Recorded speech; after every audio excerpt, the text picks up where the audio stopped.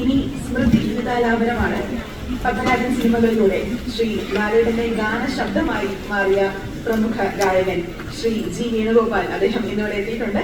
അദ്ദേഹത്തിന്റെ മകനും യുവ ഗായകനുമായ ശ്രീ അരവിന്ദ് വേണുഗോപാലാണ് ഇന്നിവിടെ സ്മൃതിഗീതം ആലപിക്കുന്നത്.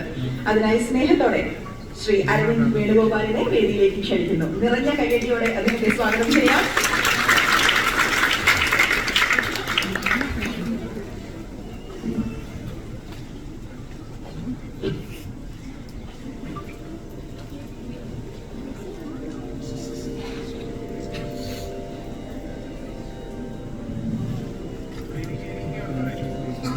ചാരുവാം കലയുടെ ചന്ദന പല്ലക്കിലേ ചേരിൽ വന്നിറങ്ങിയ ഗന്ധർവ